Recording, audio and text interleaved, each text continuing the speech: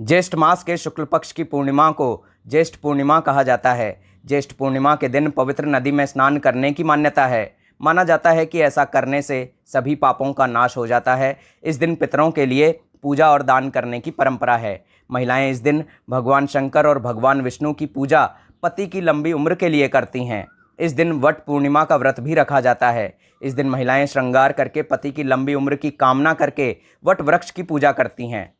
ज्येष्ठ पूर्णिमा का स्नान, दान आदि के लिए तो महत्व है ही, साथ ही यह पूर्णिमा एक खास बात के लिए और जानी जाती है, जो ये है कि इस दिन भगवान भोलेनाथ की अमरनाथ की यात्रा के लिए गंगा जल लेकर आज के दिन ही शुरुआत करते हैं। इसके साथ ही यह दिन उन लोगों के लिए भी बेहद महत्वपूर्ण होता है जिन युवक और युवतियों का विवाह होते होते रुक जाता है या फिर उसमें किसी प्रकार की कोई बाधा आ रही होती है, तो भक्तों के सभी दुख दूर हो जाते हैं। हिंदू पंचांग के अनुसार ज्येष्ठ माह हिंदू वर्ष का तीसरा महीना होता है। भविष्य पुराण के अनुसार इस दिन तीर्थ स्नान, दान और व्रत करने का विशेष महत्व बताया गया है। तो चलिए दोस्तों, अब सुनते हैं ज्येष्ठ पूर्णिमा के व्रत की संपूर्ण कथा। लेकिन दोस्तों, इस कथा को पूरा सुनने पर ही आपको इसका पुण्यफल प्राप्त होगा। भद्र देश में अश्वपति नाम का एक राजा रहता था। उनकी कोई संतान नहीं थी। संतान पाने के लिए राजा प्रतिदिन मंत्रों के उच्चारण के साथ 1,00,000 आहुतियां दिया करते थे। ये सिलसिला 18 वर्षों तक लगातार जारी रहा। एक दिन उनके इस यज्ञ और तप से प्रसन्न होकर सावित्री देवी प्रकट हुईं और उन्हें संतान के रूप में एक रूपवान, गुणवान और तेजस्वी कन्या होने का वरदान दिया। सावित्री देवी के वरदान से राजा को पुत्री हुई, जिस वजह से उन्होंने अपनी बेटी का नाम भी सावित्री रखा। दोस्तों, अगर आप यहाँ तक पहुँच गए हैं तो एक बात ध्यान रखें कि इस कथा को अधूरा नहीं सुनते हैं, इसीलिए इसे पूरा सुने बिना आप मत जाना। इस कथा को सुनने से आपका कल्याण हो जाएगा। सावित्री बड़ी ही रूपवान थी। महल के आंगन में खेलते खेलते कब वो बड़ी हो गई, राजा को इसका पता ही नहीं चला। सावित्री की शादी की उम्र होने पर राजा को बहुत चिंता सताने लगी। राजा को अपनी रूपवान कन्या के लिए कोई योग्य वर नहीं मिल रहा था। इस वजह से उन्होंने अपनी पुत्री से खुद अपने लिए वर तलाशने के लिए कहा। अपने पिता की बात सुनकर सावित्री ने खुद ही अपने लिए वर ढूंढना शुरू कर दिया। एक दिन सावित्री तपोवन में जा पहुंची। वहां उसने सत्यवान नाम के एक सुंदर युवक को देखा। सत्यवान एक राजकुमार था जो साल्व देश के राजा धुम्तसेन का इकलौता पुत्र था। जब सावित्री ने उसके जंगल में रहने की वजह पूछी तो सत्यवान के पिता राजा धुम्तसेन ने बताया कि वे अंधे हो गए हैं और इस वजह से उनसे उनका राज्य छीन लिया गया है। अब वह अपने परिवार के साथ इसी जंगल में रहते हैं। सावित्री ने राजकुमार सत्यवान और उसके पिता राजा धुम्तसेन के बारे में अपने पिता को बताया और इच्छा जाहिर की कि वो राजकुमार सत्यवान से शादी करना चाहती है। राजा अश्वपति बेटी को दिए वचन को पूरा करने के लिए तपोवन जंगल गए। वहां पहुंचकर राजा ने धुम्तसेन से मुलाकात की और उन्हें उनके पुत्र सत्यवान के लिए अपनी बेटी सावित्री से विवाह का प्रस्ताव दिया। राजा अश्वपति की बात सुनकर राजा धुम्तसेन ने बड़े ही निराश मन से कहा, हे राजन, मुझे आपका प्रस्ताव मंजूर है। मेरा पुत्र सत्यवान गुणवान, धर्मात्मा और बलवान है, लेकिन ऋषिराज नारद ने मुझे बताया है कि यह अल्प आयु का है, जिसकी अगले वर्ष अमावस्या के दिन मृत्यु हो जाएगी। इसीलिए मैं आपसे और आपकी पुत्री से विनती करता हूं कि आप किसी और युवक से अपनी पुत्री की शादी करवाएं। राजा धुम्तसेन की यह बात सुनकर राजा अश्वपति और उनकी बेटी सावित्री काफ़ी निराश हुए। लेकिन सावित्री ने कहा, एक आर्य समाज की स्त्री होने के नाते वो अपने मन में सिर्फ एक ही युवक को पति के रूप में देख सकती हैं। राजकुमार सत्यवान के अलावा अब वो किसी अन्य युवक से विवाह नहीं कर सकती हैं। सावित्री की जिद के सामने राजा अश्वपति और राजा धुम्तसेन को झुकना पड़ा। अगले ही दिन राजकुमारी सावित्री और राजकुमार सत्यवान का विवाह बड़े ही धूमधाम से कर दिया गया। सावित्री रूपवान तो थीं, लेकिन वह सर्वगुण संपन्न थीं। ससुराल पहुंचते ही वो तन मन से अपने पति और सत्यवान और सास ससुर की सेवा करने लगी। देखते ही देखते 1 वर्ष निकल गया और सत्यवान की मृत्यु का दिन करीब आ गया। जैसे जैसे दिन कट रहे थे, सावित्री का मन उदास रहने लगा।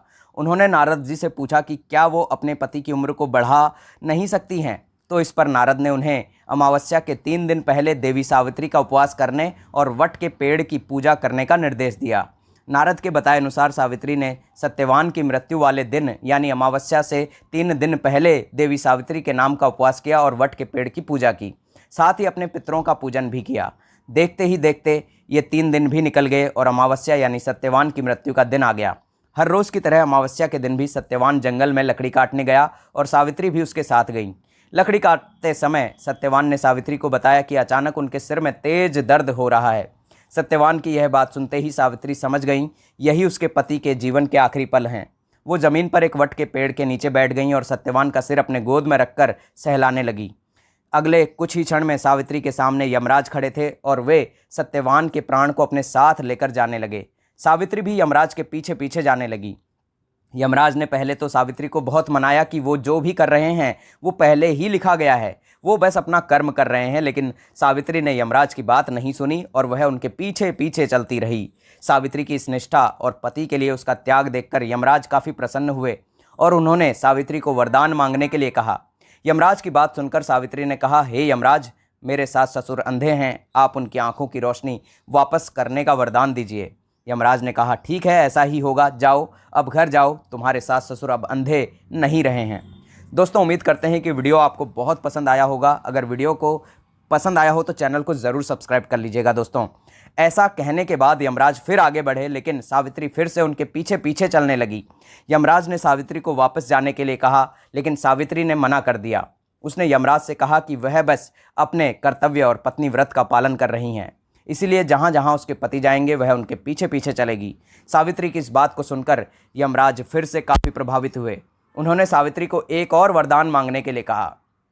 सावित्री ने कहा, मेरे ससुर धूम्रसेन साल्व देश के राजा थे, लेकिन किसी ने उनसे उनका राज्य छीन लिया है। कृपया करके आप उन्हें उनका राज्य वापस मिलने का वरदान दें।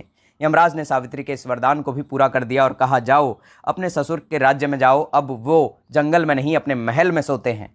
यमराज ने इतना कहा और फिर से सत्यवान के प्राण को लेकर आगे बढ़ चले, लेकिन अब भी सावित्री उनके पीछे पीछे चली आ रही थी। यमराज ये देखकर काफ़ी हैरान हुए। उन्होंने सावित्री से इसकी वजह पूछी तो सावित्री ने बताया कि एक पत्नी का फ़र्ज है कि वो वहीं रहेगी जहाँ उसका पति रहेगा। अगर उसे ससुर के महल में उसके पति नहीं होंगे तो उस महल में उसके जाने का कोई अर्थ नहीं है। सावित्री की इस बात को सुनकर यमराज काफ़ी प्रसन्न हुए। उन्होंने सावित्री से कहा, हे पुत्री, तुम न सिर्फ रूपवान और गुणवान हो, बल्कि एक पतिव्रता भी हो। मैं तुम्हारे इन्हीं गुणों से काफ़ी प्रसन्न हूँ। तुम मुझे तीसरा वरदान भी मांग सकती हो। यमराज की इस बात को सुनते ही सावित्री ने कहा, हे यमराज, आप मुझे 100 संतानों की माँ बनने का वरदान दें। सावित्री के इस वरदान को सुनते ही यमराज ने कहा, हे पुत्री, अब घर जाओ, मैं तुम्हारे इस तीसरे वरदान को भी पूरा करता हूँ। तुम 100 साहसी और पराक्रमी संतानों को जन्म दोगी। यमराज के इस वरदान को सुनकर सावित्री ने कहा, हे यमराज, मैं एक हिंदू नारी हूँ और आर्य कुल की जन्मी हूँ, इसीलिए मेरे जीवन में सिर्फ एक ही पति होंगे और वो सत्यवान हैं। इसलिए आपको अपने वरदान के अनुसार मेरे पति सत्यवान को फिर से जीवित करना होगा। सावित्री की इस बात को सुनकर यमराज और भी ज़्यादा प्रभावित हुए और उन्होंने सत्यवान के प्राण को वापस छोड़ने का वरदान दिया और सावित्री से कहा, हे पुत्री, तुम अब वापस उसी वट के पेड़ के नीचे जाओ जहाँ पर तुम्हारे पति का शरीर पड़ा था। मैंने सत्यवान के प्राण को छोड़ दिया है और तुम दोनों को 100 संतानों के साथ ही अखंड सौभाग्यवती होने का वरदान भी दिया है। यमराज की बातों को सुनकर सावित्री ने उनसे विदा ली और वापस वट के पेड़ के पास पहुंची जहां पर उसके पति का शरीर पड़ा था। जब वह सत्यवान के करीब पहुंची तो उसने देखा उसका पति वापस से जिंदा हो गया था। दोनों जल्दी जल्दी जंगल से बाहर निकले और राजा धूम्रसेन के साल्वदेश पहुंचे। वहां पहुंचकर सावित्री ने देखा कि अब उसके ससुर को उनका राज्य फिर से मिल गया है और उनकी आंखों की रोशनी भी वापस आ गई है। तभी से हर साल ज्येष्ठ मास की पूर्णिमा को ये कथा सुनी जाती है। दोस्तों, उम्मीद करते हैं कि वीडियो आपको पसंद आया होगा। वीडियो अगर पसंद आया हो तो चैनल को ज़रूर सब्सक्राइब कर लीजिएगा।